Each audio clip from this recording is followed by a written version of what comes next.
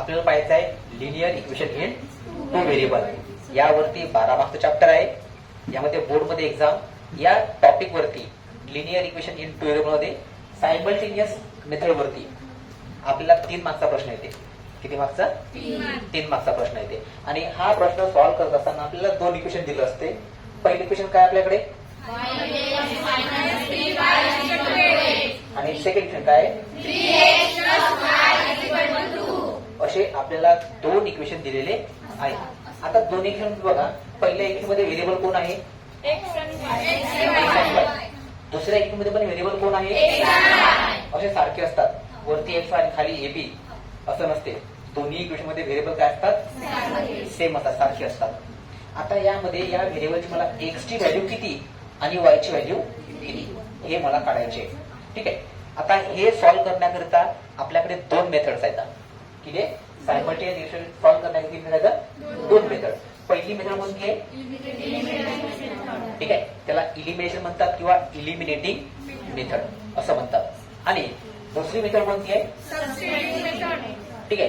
ह्या 2 मेथड्स आहेत, बहीण भाऊ आहेत. ठीक आहे, ज्याने तुम्ही एक्स आणि वाय ची काय करू शकता? व्हॅल्यू काढू शकता. पहिली मेथड कोणती आणि दुसरी कोणती? तुम्हाला एक्झाम मध्ये विचारते solve the following simultaneous equation by eliminating method. तर तुम्ही कोणती मेथड वापरणार? आणि जर त्यांनी सबस्टिट्यूशन मेथड तर कोणती? नाही तर त्यांना विचारा इलिमिनेटिंग आणि मी करतो सबस्टिट्यूशन मेथडनं. सत्यानाश पूर्ण. उत्तर बरोबर आहे, उत्तर बरोबर आहे. पण त्यांना कोणती मेथड विचारली आहे ना? त्याने विचारले इलिमिनेटिंग आणि आपण सोडतोय. ठीक आहे, उत्तर बरोबर आहे. उत्तर चुकीचं नाही येणार, उत्तर राईट येणार. पण त्यानं काय विचारलं आणि आपण काय देतोय. ठीक आहे, तर रॉंग होईल. बरोबर की नाही? तर ज्याने जे विचारली त्याच मेथडनं सॉल्व्ह करायची. ठीक आहे. आता हे सॉल्व्ह करण्याकरिता तुम्हाला मी 2 गोष्टी सांगतो, 2-3 गोष्टी सांगतोय. त्या तर तुम्ही फॉलो केल्या, समजून घेतल्या तर इलिमिनेटिंग मेथड किंवा कोणताही मेथड असू द्या एकदम इथे सॉल्व्ह करू शकता. तर पहिला यामधला पॉइंट. ठीक आहे, पहिला पॉइंट लिहून नका, फक्त लक्षात घ्या, हे समजून घ्या. हे पॉइंट समजला ना तर तुम्हाला कोणतंही एक्झाम्पल देऊ द्या, तुम्ही ते चुटकी वाजली की सोडून टाकणार. ठीक आहे, सोडवायचं. तर पहिला पॉइंट, पहिला हायलाइट पॉइंट काय? तर आपल्याला जे काही इक्वेशन दिलं असेल, जे काही इक्वेशन दिलेलं असेल त्या इक्वेशन मध्ये व्हेरिएबल काय? व्हेरिएबल. आता मला सांगा या इक्वेशन मध्ये व्हेरिएबल कोण आहेत? X Y. ठीक आहे, तर या दिलेल्या इक्वेशन मध्ये व्हेरिएबल कोणते आहेत? X Y. या एक्स वाय चे कोइफिशियंट, एक्स वाय चे काय? कोइफिशियंट म्हणजे कोण रे बाबा? 5 आणि 3 म्हणजे कोण? नंबर. हे नंबर आपल्याला काय करायचे? सेम करायचे. काय करायचे? पहिला पॉइंट असतो का? दिलेल्या 2 इक्वेशन मध्ये जे काही व्हेरिएबल्स आहेत त्या व्हेरिएबलच्या आधी असणारे नंबर मला काय करायचे? सेम करायचे.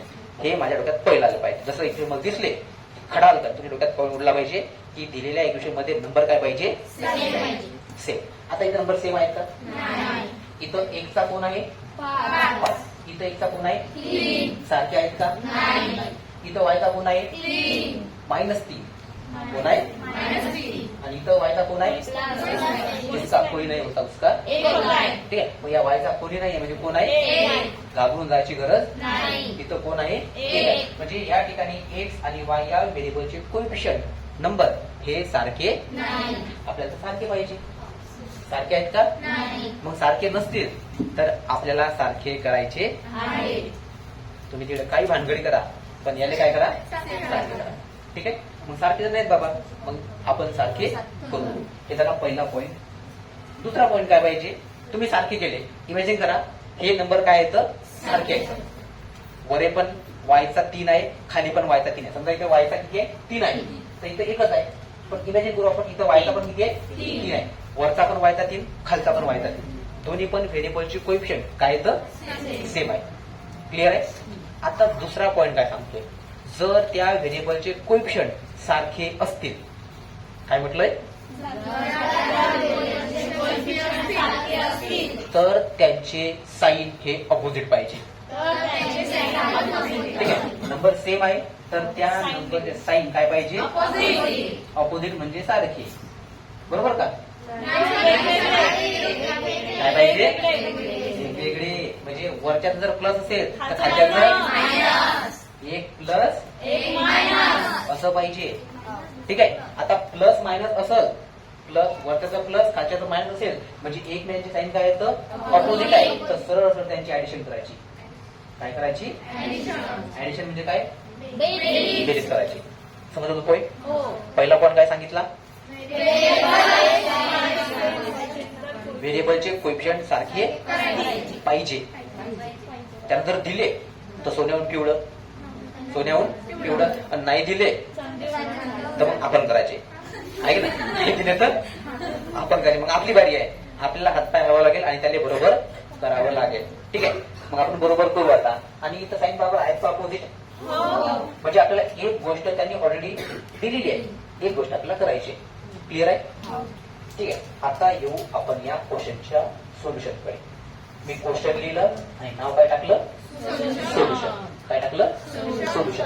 आता दिलेलं वरचं जे इक्वेशन्स आहे, हा प्रश्न एक्झाम मध्ये किती मार्क्ससाठी येतो? 3 मार्क्ससाठी. ठीक आहे. एकच आजच्या कालच्या पण एक्झाम मध्ये आलेला असेल. 100% येते म्हणजे आलाय का? पाहू आपण तुला. हा संख्या बघा, संख्या बदलले ना, नंबर बदलले ना, बदलू द्या. तुम्हाला प्रोसेस कळली पाहिजे. काय कळली पाहिजे? प्रोसेस कळली, संपला विषय. नंबर काही फेकू दे त्याला. तुम्हाला माहित आहे कसा मारायचं त्याला, बरोबर की नाही? ते महत्वाचं आहे, लक्षात घ्या. आता हे जे वरचं दिलेलं इक्वेशन्स आहे ते पहिलं इक्वेशन काय? याला म्हणायचं इक्वेशन नंबर 1.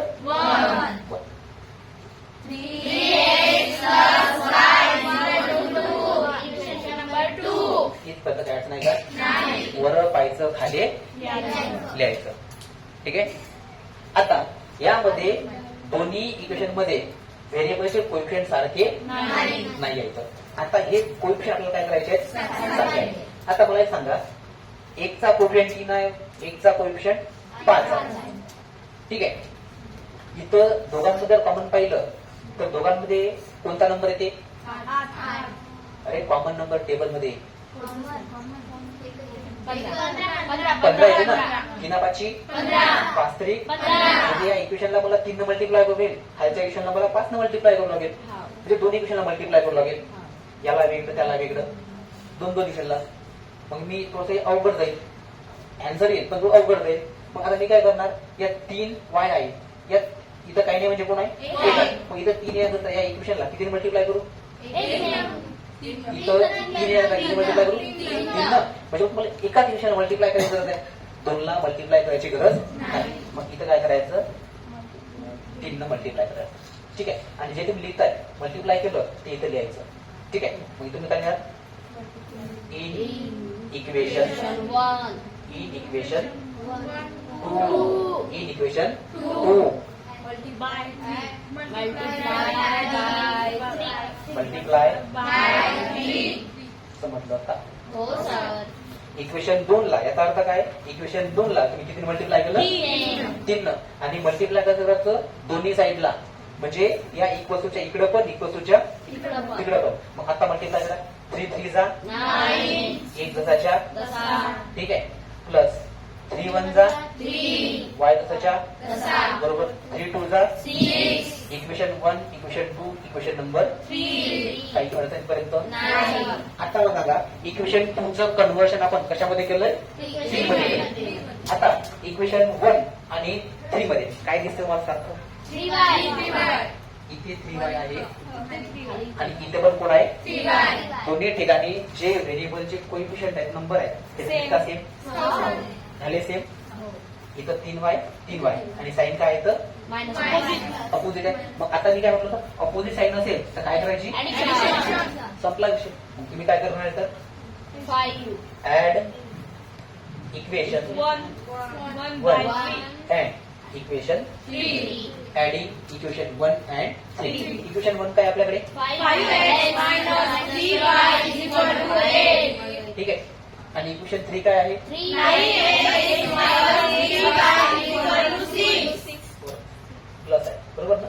इथे वस्तू या दोघांची आपण काय करतोय बाबा? ऍडिशन करतोय. मग सांगा 9 आणि 5 14. ठीक आहे 14. आणि x लिहायचं. ठीक आहे. आपण इथं जर समजा 2x अधिक 4x असेल त्याचं उत्तर काय येते? 6x येते. ठीक आहे. 6x² येत नाही. x² केव्हा येते? हा, जेव्हा काय असेल म्हणजे या दोन संख्यांमध्ये काय असेल? गुणाकार असेल. तर हे 4 2 8 आणि x इंटू x फरक आहे. पहा, चिन्ह बदललं तर उत्तर पण नाही तर करता गोंधळ. 4x अधिक 2x 6x चा वर्ग. ठीक आहे. तसं करायचं नाही. बेरीज असेल तर x असेल तर x येईल, y असेल तर y येईल. मग आता हे प्लस 3y मायनस 3y काय झाले तर कॅन्सल. 8 आणि 6 14. मग या ठिकाणी काय भेटलं आपल्याला?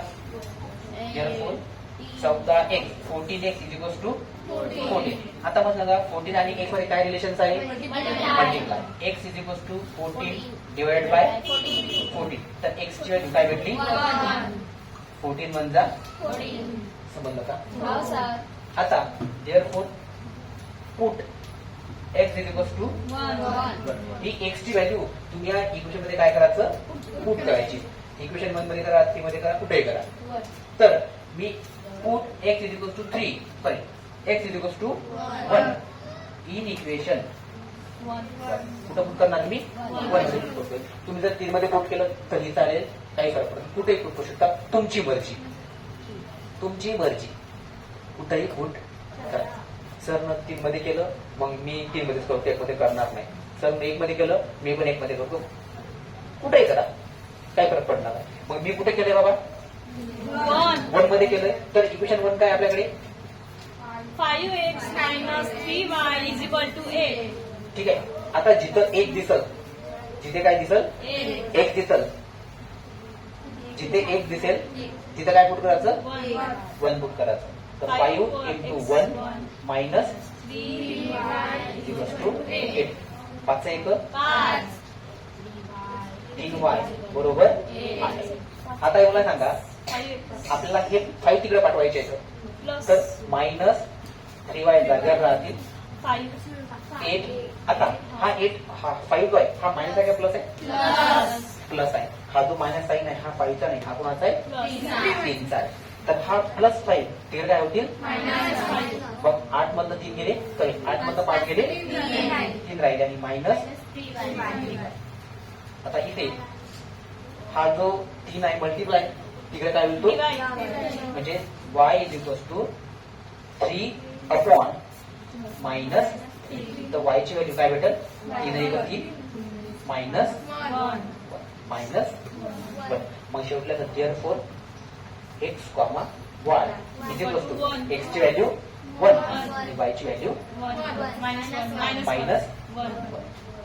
हे झाले आपले या ठिकाणी त्या दोन व्हेरिएबलच्या व्हॅल्यू. x ची व्हॅल्यू 1 आणि y ची व्हॅल्यू -1.